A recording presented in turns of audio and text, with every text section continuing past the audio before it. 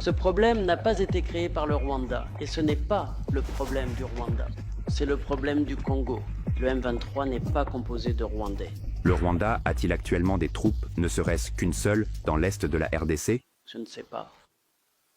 NBC News a obtenu en exclusivité 3 ans de rapports de renseignement confidentiels et des images de surveillance.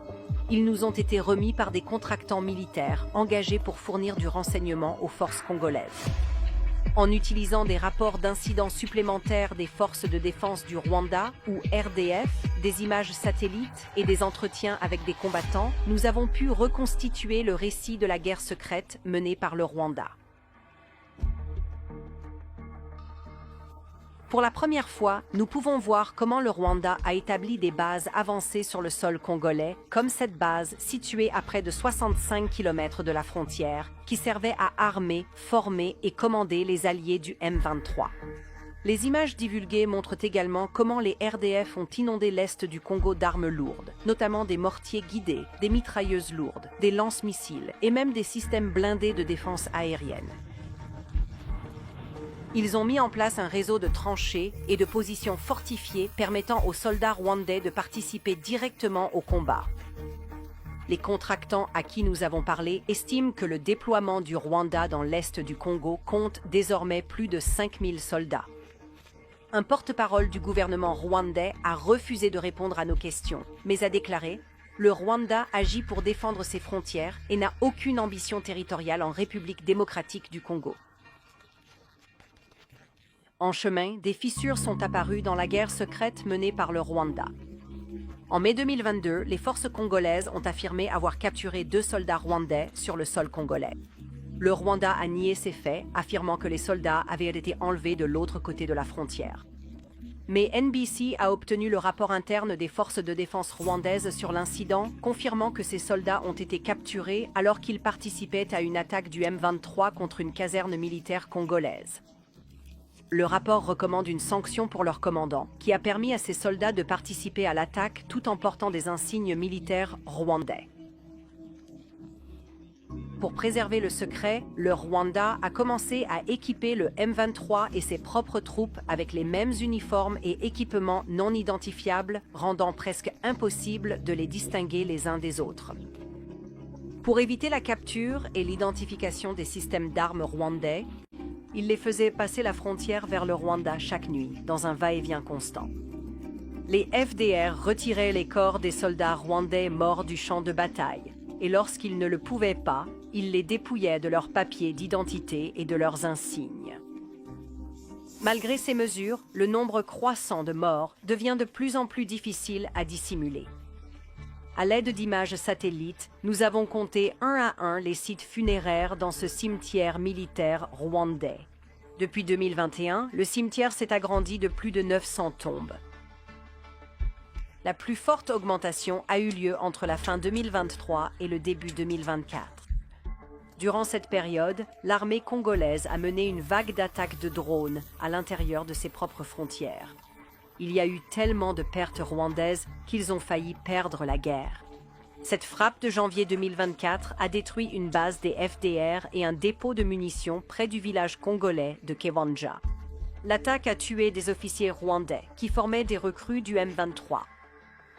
Un porte-parole du gouvernement a refusé de répondre à nos questions concernant les pertes rwandaises, mais a déclaré que notre reportage sur leur cimetière militaire n'a, je cite, « aucun fondement dans la réalité ». NBC News s'est entretenu avec un ancien membre de l'armée rwandaise qui a perdu des amis, des mentors et des membres de sa famille dans le conflit. Leurs funérailles, nous a-t-il dit, étaient strictement surveillées et contrôlées.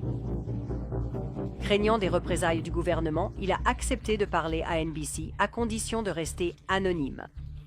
Il nous a fourni des documents et des sources corroborantes pour vérifier son témoignage.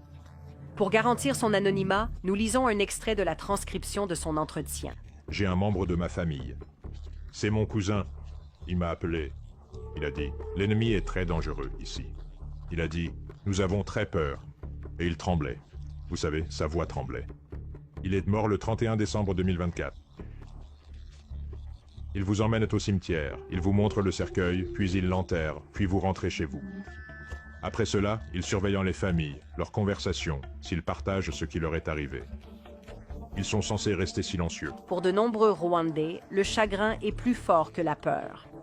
NBC News a trouvé et vérifié 91 exemples de familles rwandaises qui ont défié les autorités en publiant des avis de décès de proches morts dans l'est du Congo. Quand quelqu'un est mort, parfois il ne vous reste absolument plus rien du tout à craindre. Ils n'ont plus rien, absolument plus rien à perdre, vraiment plus rien. Près de 4 années de conflit ont eu leur plus lourd impact sur les civils congolais. Des millions de personnes ont été contraintes de fuir leur domicile pour échapper au combat, souvent à plusieurs reprises. Et les tentatives du Rwanda de dissimuler leur présence ne font qu'aggraver la situation. Un rapport ayant fuité en janvier 2024 montre comment les RDF et le M23 ont établi cette petite position fortifiée, puis ont expulsé tout le village voisin afin de préserver le secret. Au fil de la guerre, de nombreux déplacés ont trouvé refuge dans des camps autour de Goma, la plus grande ville de la région. Mais Goma est désormais occupée par le M23 et les forces rwandaises, et beaucoup de personnes sont à nouveau déplacées. Des images satellites montrent que des milliers de tentes et de structures temporaires dans l'un de ces camps sont entièrement démantelées. Les gouvernements occidentaux sont au courant de l'implication du Rwanda et l'ont déclaré publiquement. Mais malgré cela, le Rwanda continue de recevoir de l'aide internationale, y compris un financement militaire pour ses missions de maintien de la paix de l'ONU. À présent, le Rwanda est à la table des négociations de paix parrainées par les États-Unis, bien qu'il n'ait jamais officiellement reconnu sa participation au conflit. Cela permettra également à des millions de personnes déplacées de retourner chez elles dans des communautés plus sûres avec de nouvelles opportunités économiques. Les États-Unis promettent un investissement rapide dans les réserves de terres rares de l'Est du Congo. C'est une offre attrayante pour le président Kagame.